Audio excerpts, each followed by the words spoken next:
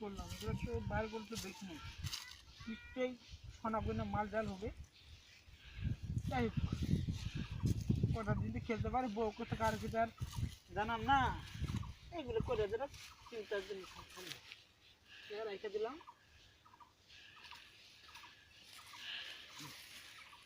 এটা হলো একটা চুরি করলাম আমার ঘাটে, জীবনে অনেক কিছু চুরি করছি, আর চুরি করতে হবে না, আর চুরি করবো না, গেলাম কথা। ও